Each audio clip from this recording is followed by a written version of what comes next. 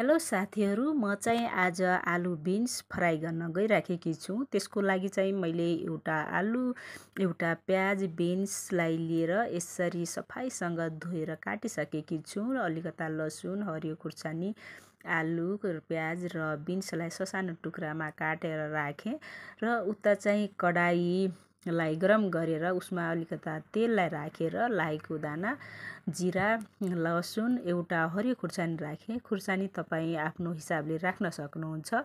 गरम भएको तेलमा हल्का मैले बिन्सलाई पहिला नै फ्राई गरिसकेँ। हल्का फ्राई भइसकेपछि त्यसमा चाहिँ आलु र प्याजलाई राखिदिएँ। त्यसलाई राखेर फेरि पनि हामीले एकछिन फ्राई गर्नुपर्छ। फ्राई गरिसकेपछि यसरी चलाउने र हल्का फ्राई भइसकेपछि मैले चाहिँ त्यसमा नुन, अलिकता हल्दी र अलिकता धनियाँलाई राखिदिएँ र हल्का रातो खुर्सानीलाई पनि राखेँ मैले। यसलाई किनकि हामी एकदमै सुक्खा भुजिया बनाउँदैछौँ, त्यसैले मैले धेरै मसला राखिनँ र धेरै मसला ठिक पनि लाग्दैन मलाई। र यदि तपाईँहरूलाई अन्य मसला राख्न मन छ भने राख्न सक्नुहुन्छ, तर मलाई चाहिँ यत्तिकै ठिक लाग्छ।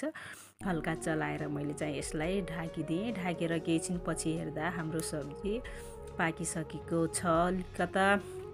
र त्यसपछि हल्का चलाएर एकछिन फेरि मैले यसलाई पकाउँछु। केही छिन पकाइसकेपछि अब लगभग हाम्रो सब्जी रेडी भइसकेको छ। तपाईहरूलाई कस्तो लाग्यो मैले रेसिपी? हल्का आफ्नो घरमा यसरी फ्राई गरेको छु सब्जी र तपाईहरूलाई पनि सेयर गरेँ। यदि तपाईहरूलाई पनि मन पर्यो भने कृपया लाइक, कमेन्ट गर्न चाहिँ नबिर्सनुहोला। विशेष गरी चाहिँ सब्सक्राइब गरिदिनु होला।